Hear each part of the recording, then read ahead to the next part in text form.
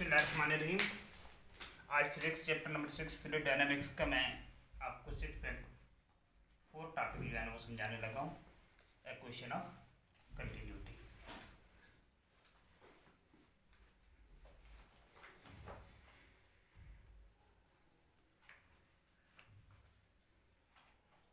Equation of continuity. The product of the cross-sectional area and the speed of the fluid at any point along the pipe is constant. The product of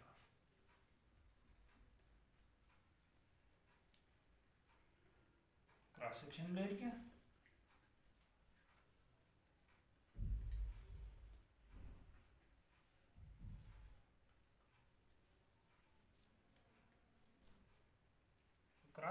area and the speed of the fluid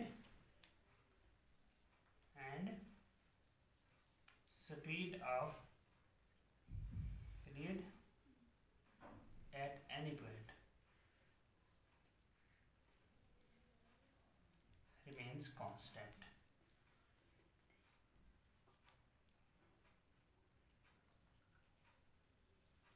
ये कहते हैं equation of continuity के किसी भी जगह पे cross sectional area और उसकी जो स्पीड ऑफ फ्लूइड है वो सेम होनी चाहिए।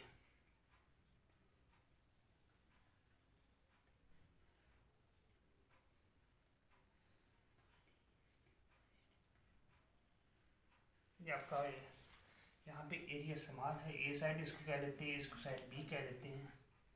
यहाँ पे समान एरिया है, डायमीटर पाइप का कम है, यहाँ पे डायमीटर ज़्यादा है। अब ये कहते हैं mass of ideal fluid does not change as it flows। जब फ्लो करता है तो आइडियल जो होता है आपका, उस केस में मैस जो होता है वो चेंज नहीं होता। इसका मतलब क्या, चेंज इन मैस। तो हम ये भी इसको कह सकते हैं M2 minus M1 is equal to change in mass, जो कि 0 के बराबर है। इसका मतलब ये है कि जो इस साइड से मैस फ्लूइड इन हो रहा है वो इस साइड से आउट जो हो रहा है उसके बराबर है। मुराद के इसका ना तो कोई सोर्स है फ्लूइड इन होने का और ना कोई सिंक है, ना कोई सोर्स है। मुराद के ना इसके अंदर कोई पानी का पाइप एडिशनल ऐड हो रहा है इसके अंदर, ना कोई एब्जॉर्बेंट इसके अंदर मौजूद है जो इस वाटर लिक्विड को अब्जॉर्ब कर सके। मतलब कि जितना इन पे जा रहा है उतना आउट पे हो रहा है। There is no change in mass at inside and outside. तो इस केस में अगर आप del mass m is equal to 0 लिखें तो इसको आप चेंज इन मैस जो आपका M1 साइड पे है वो मैस आपका M2 वाली साइड पे भी चेंज के बराबर है, जो कि आपका डेल M हम इसको कह सकते हैं। इसको इक्वेशन 1 का नाम दे दें। Change in mass does not change in case of ideal fluid.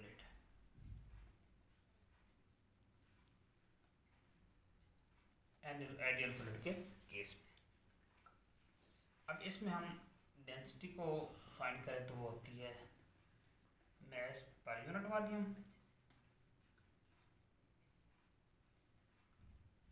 m over capital V। तो जो आपका वॉल्यूम होता है वो आपका किसी भी लिक्विड कंटेनर जो है उसकी हाइट और उसके जो लेंथ विड्थ या उसका एरिया जो होता है उसके प्रोडक्ट के बराबर होगा। अगर इसको तरतीब दें तो A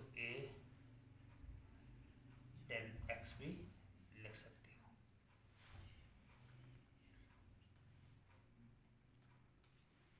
और यहाँ से अगर मैस को निकालें, अगर ये मैस का चेंज लेता हूँ मैं तो चेंज इन मैस जो है change in volume ratio density के बराबर होगी। और इस इक्वेशन से अगर मैस को लें तो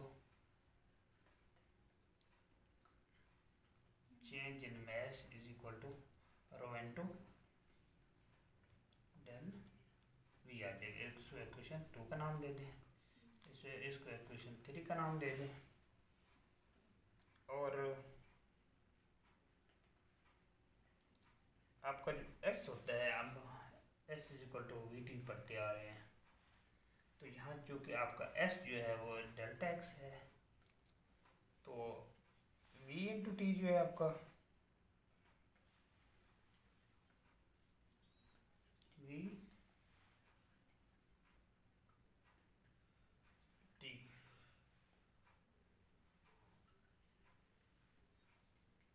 वी डेल्टा टी,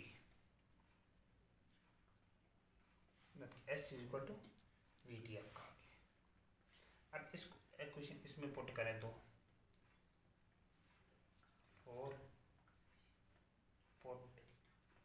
इन 3, 4 को 3 में पुट कर दो तो वॉल्यूम आ जाएगा आपका ए वी डेल्टा टी, चूँकि आपने इसकी जगह पे वैल्यू नीचे वाली वी डेल्टा टी पुट कर दी।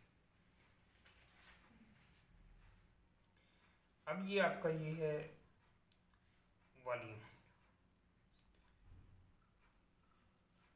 इस वॉल्यूम को आप ऊपर मैस वाली जगह पे पुट कर दो क्वेश्चन, ये डेल्टा वी था, ये डेल्टा वी की जगह पे ये चेंज इन मैस इसको कर दें,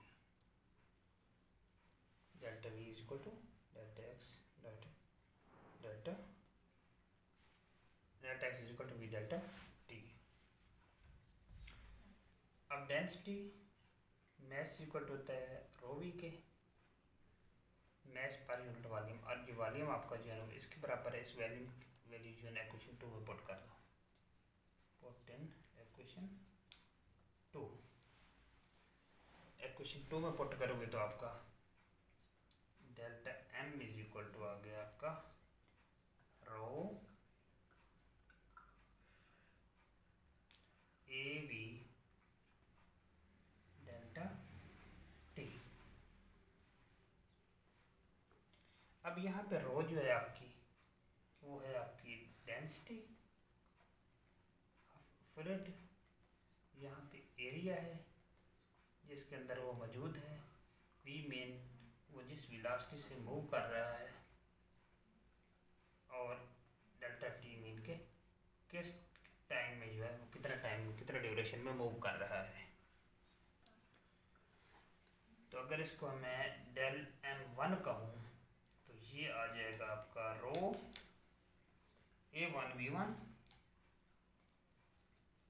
डेल्टा टी, और इस तरह से change in mess m2 side पे लो तो वो रो a2v2 डेल्टा टी, क्योंकि जिस लम्बे में वो मूव कर रहा है वो टाइम भी सेम है, और जो आपका डेंसिटी है वो भी लिक्विड की सेम है। अब इसको इक्वेशन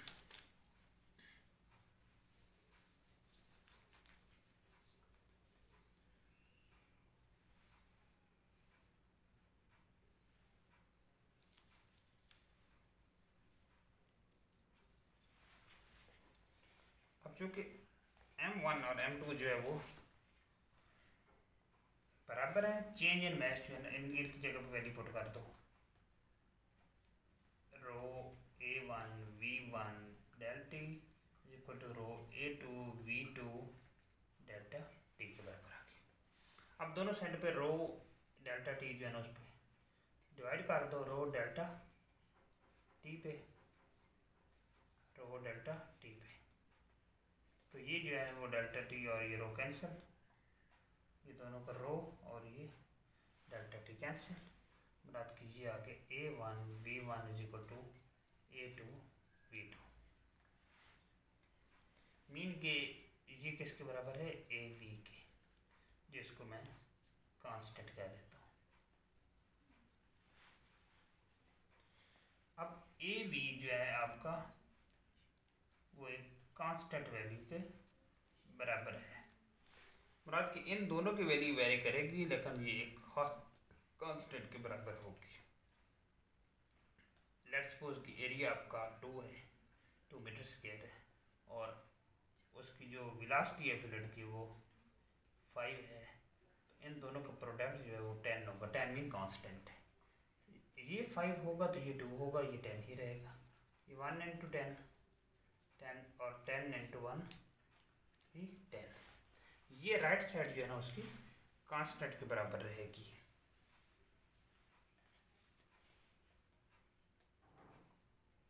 अब A V is equal to constant आपका आ गया। It gives the equation of continuity which can be interpreted as the speed of the fluid is inversely proportional to the cross sectional area। अब इसमें speed जो है वो इसको आ जाएगा कांस्टेंट ओवर एरिया। मीन के ये v जो है वो इनवर्सली प्रोपोर्शनल है एरिया के। जब जिस पॉइंट पे आपकी वेलोसिटी ज़्यादा होगी वहाँ पे एरिया कम होगा, या दूसरे अल्फाज में ये कह सकते हैं इसको एरिया इनवर्सली 1/v। अब यहाँ पे आपका एरिया कम है तो यहाँ से प्रेशर ज़्यादा होगी, आपकी स्पीड जो है फ्लूइड की वो ज़्यादा होगी। और यहाँ पे आपका एरिया ज़्यादा होगा, वहाँ से इसका फ्लूइड का जो फ्लो है या उसकी जो वेलोसिटी है वो कम हो जाएगी, क्योंकि उनका प्रोडक्ट जो है वेलोसिटी और एरिया का हमेशा सेम रहेगा। अब जो कि आपका A V is equal to constant है, तो आपका जो फ्लो रेट होता है इसको कहते हैं फ्लो रेट।